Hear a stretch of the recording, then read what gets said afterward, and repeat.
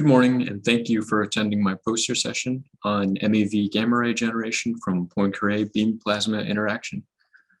To begin, we're interested in the ultra-high intensity limit of laser plasma interactions, in which the normalized field amplitude provided here exceeds unity by 2 orders of magnitude. And in the rest frame of an energetic particle, the field strength, which becomes enhanced by the Lorentz factor, may become comparable to the Schwinger critical magnitude of about 10 to the 16 volts per centimeter. In this case, nonlinear quantum electrodynamical effects dominate the interaction, and the probability for processes like Bright-Wheeler pair creation, in which 2 photons directly interact and annihilate to produce electron-positron pairs, then becomes non-negligible. Another process, which is the focus of our research, is the high-order absorption of laser photons by electrons, followed by the emission of a single high-energy photon or gamma ray. So over the past decade or so, numerical studies have concentrated on optimizing the energy and angular momentum transfer efficiency from optical to gamma ray photons, and this was done largely in preparation of experiments employing multi-petawatt laser technology and peak intensities beyond about 10 to the 23 watts per square centimeter.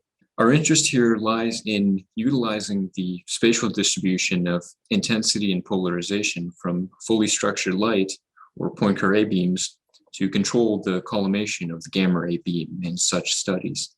Now I'll briefly discuss how QED effects are implemented in particle and cell or PIC codes. We work in the Fourier dress state representation, in which the background laser photons are accounted for implicitly with the use of Volkov states. And this is done to calculate cross sections and emission rates.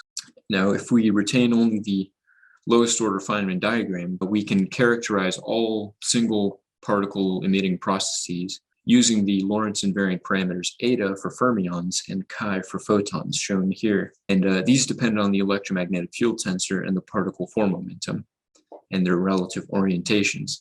The stochastic nature then of QED processes is handled by a Monte Carlo algorithm, which is typically implemented in the particle push stage.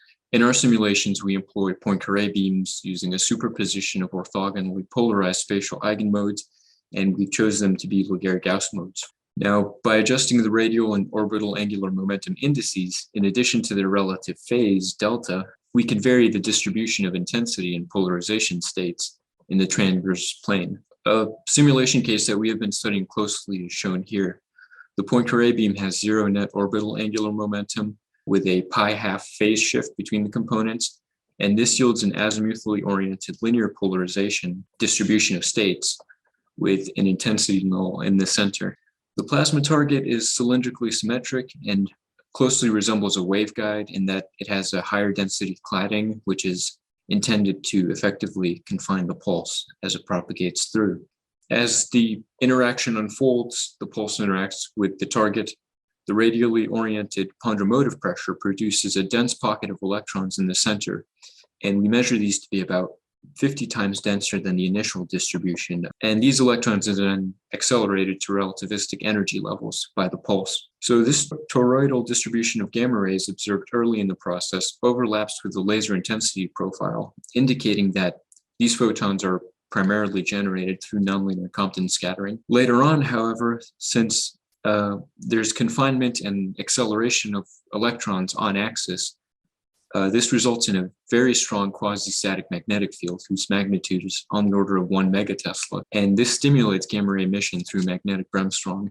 The photon fluence on axis, as you can see from this figure, is significantly greater than the surrounding region. And so we quantify the gamma ray beam's collimation in one way by using the photon fraction contained within cones in the momentum distribution shown here. Now we measure that roughly 50% of the total number of gamma rays are contained within a 30-degree cone, which is illustrated here by solid lines. Lastly, the energy spectrum indicates that photons with energies as high as 800 MeV are generated. And from the variation of photon energy with time, we can estimate the radiated power is on the order of 1 petawatt. So in summary, using 3-dimensional particle and cell simulations, we have demonstrated that brilliant and well-collimated gamma ray beams are producible using Poincare beams. So thank you very much for your attention, and I would be happy to take any questions.